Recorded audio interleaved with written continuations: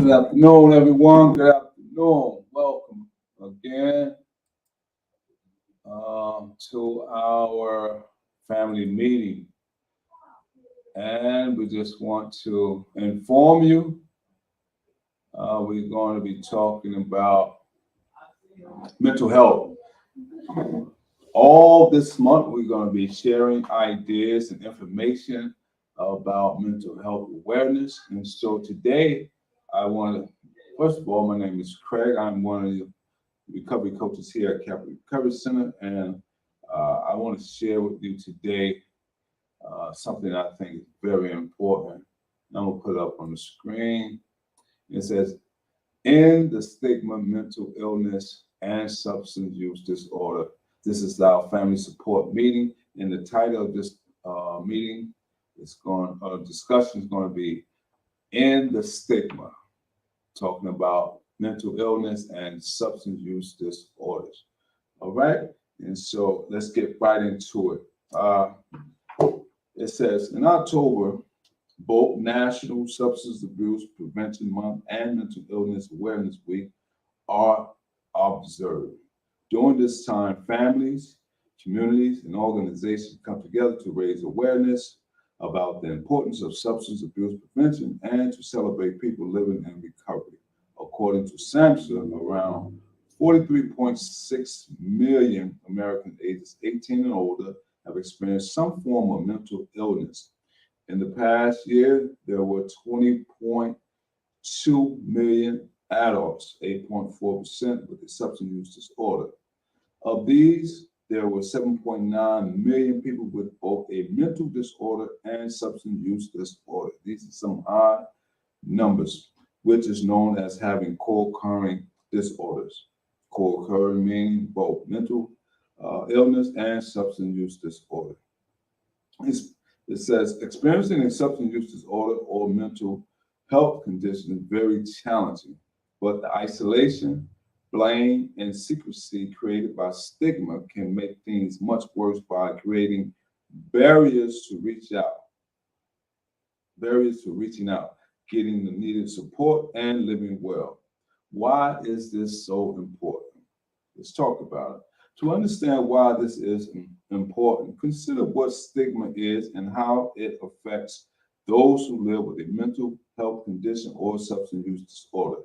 Stigma, listen close, stigma is defined as when someone views a person in a negative way just because of a particular circumstance or quality that they possess. Some people describe stigma as a feeling of shame or judgment from someone else, but stigma can also come from an internal place when a person confuses feeling bad with being bad. All right. So it can come from two dynamics. All right. It could come from shame or judgment from someone else, or it can be in an internal place when a person confuses feeling bad with being bad. All right. So sometimes people may be feeling bad, but not necessarily a bad person. So sometimes we go through mood changes. And so we're going to go into the article and let the article give us a better in-depth analysis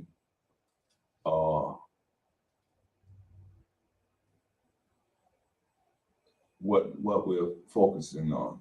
And so I see I missed a slot, but I'm going to keep reading anyway. So it says, what is it like to experience stigma? It says individual feeling apart from society. Having a substance use disorder or mental health condition often goes a long. All right, we got a guess. And I believe that is someone. We're going to let her in the room. And let's see. Good afternoon. Good afternoon, Belly. I'm going to share my screen with you. And you can uh, listen in as we go over the information. All right. And so we got Belly on the line. She's virtual. This is a hybrid support group meeting. And so let's go go back into the lesson. It says having a substance use disorder or mental health condition often goes along with never feeling comfortable with who you are. This could mean that a person feels that there is something that makes them feel less than, different, or set apart from normal people. All right? It says, or perhaps they feel disappointed at things they have not accomplished. As a result, the ordinary facets of life that are happy and satisfying to most people do not feel that way to someone with a mental health condition or a substance use disorder. Individuals are less likely to seek treatment. Wow. Let's talk about individuals. Let me put that up on the screen. Individuals are less likely to seek out treatment. It says people who experience stigma regarding their substance use disorder or mental health condition are less likely to seek treatment due to the fear of being associated with something that is viewed negatively by society. This can result in economic, social, and medical costs, right? Individuals are less likely to seek out treatment because of stigma. And another point we want to talk about is communities are less likely to support harm reduction strategy. Wow. So it says harm reduction refers to public health interventions such as needle exchange, uh, substitution therapies, safe drug consumption, areas that are designed to decrease the risk associated with drug use, for example, infected needles and peer-led treatment options. Due to widespread stigma about people with mental health conditions or substance abuse disorders, these interventions are not usually supported by the public and believed by some encourage drug use or normalize behavior they see as usual. Wow, that's is alarming. That is very alarming. So another one we want to talk about. Once again, remember this is our mental health month, and so we want to share some information not only on mental health but also shed light on substance use disorder. And so the title is In the Stigma, Mental Illness and Substance Use Disorders. So now we want to talk about individuals can experience low self-esteem and poor mental health. So the article says when a person experiences stigma, it can cause serious harm to their social lives. The chronic stress of discrimination may affect the mental and social health of individuals who use drugs or people with mental health conditions. They may lose touch with their community and family and experience loneliness and isolation. Talking about people with low self-esteem, right? Uh, so when a person does not have social ties or a person to talk to, they are less likely to reach out for health care or treatment. So this is very serious topic because a lot of times people are isolated, people are placed in boxes, and people are looked upon in a bad light because they may be experiencing some type of mental condition. And so we need to be able to be more compassionate towards one another. All right? That's what I want to add to that. And so the next one we want to touch on is what can be done to reduce stigma? What can we do as a community to reduce stigma? It says reduce stigma associated with having a substance use disorder or mental health condition increases the likelihood that people with these conditions will seek treatment and other recovery supports.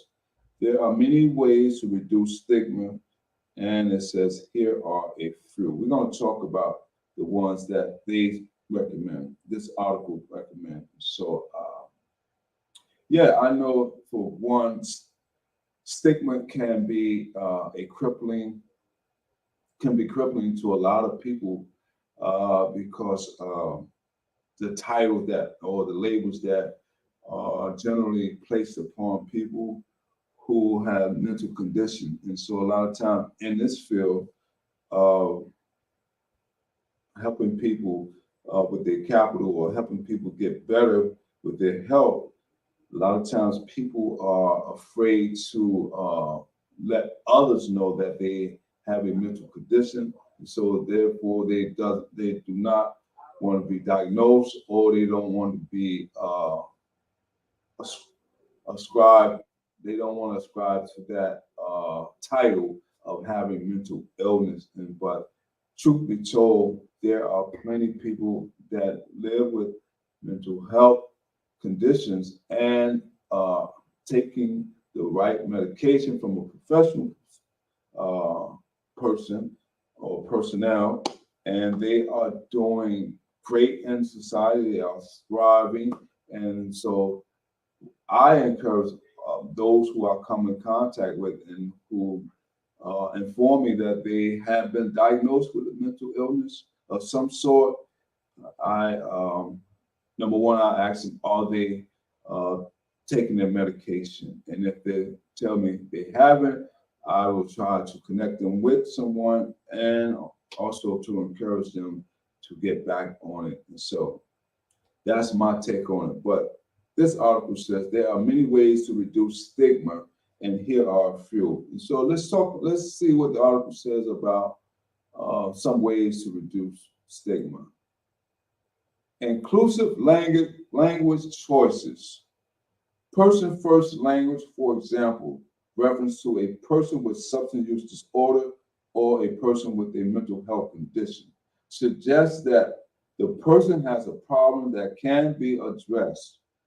By contrast, calling someone a drug abuser or mental patient implies that the person is the problem.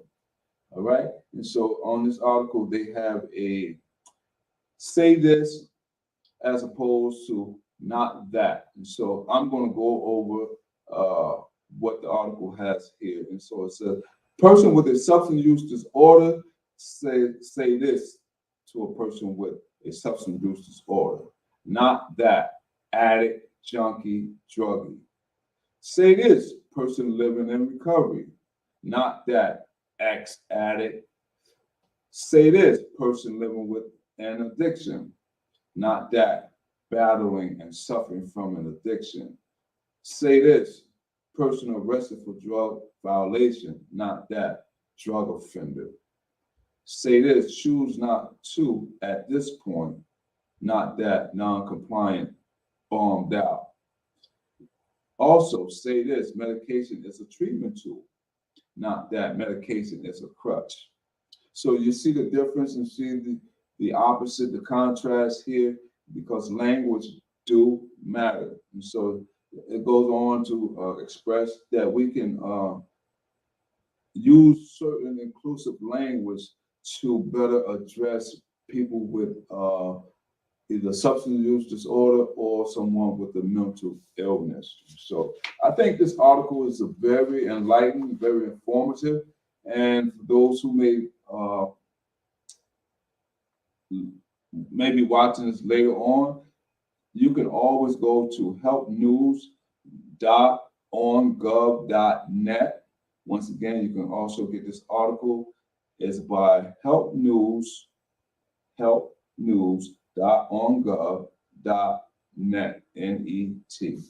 And so let's go on and find out some other ways that we can help reduce the stigma. Say, increase community education about stigmatized conditions. It says conducting education campaigns and other educational Stigma interventions prevent factual information about the stigmatized condition with the goal of correcting misinformation, or contradicting negative attitudes and beliefs. They counter inaccurate stereotypes or myths by replacing them with factual information. This also involves doing the same as, excuse me, this also involves doing the same on a face-to-face basis when someone is spreading inaccurate information. So being informed is so vital as to be not informed because we can make a big difference in other people's lives when we all are aware the do's and the don't when it comes to mental health and substance use disorder. And the last one, but not least, and that is increase contact with people with stigmatized conditions. Across mental health conditions and substance use disorders, people without these conditions often have very little meaningful contact with those who have these conditions. Lack of contact fosters discomfort, distrust, and fear. Learn about and engage in contact with people who have lived experience with mental health conditions and or substance use disorders. So the article says, to find out if you are infected with stigma, go to, it has a link here, it says curestigma.org/ to take a quiz. Right? So to find out if you are infected with stigma, go to curestigma.org/ to take a quiz. And so there is a quote here. Well, that's a small quote. It says, have you been affected by stigma? And so if you have been affected by stigma, I encourage you to press on and enlighten people more about what you actually are dealing with and explain to them, because I'm someone who's also in recovery. And so I know that it's very important to let people know that substance use disorder is a disease like any other disease. It's just that it has a behavioral aspect connected to it. And so our perception is very thrown off when we're under the influence of any mind-altering substance. So I encourage you to get help and don't be afraid to let people know the difference from being labeled or being stereotyped with false titles. Okay, and so that's it for me on this week. I hope we can be more informative and we can let you know where you can get this good information from, and join us. Like, subscribe, and let people know that we are here. We're trying to get more people here at Capital Recovery Center in the building so that we can have a bigger group discussion and so that we can reach a wider audience. And so we would love to have you here. And so feel free to contact Capital Recovery Center for more information. Until the next time, take care and take care of yourself. All right. Stay blessed. See you, Belly. Take care.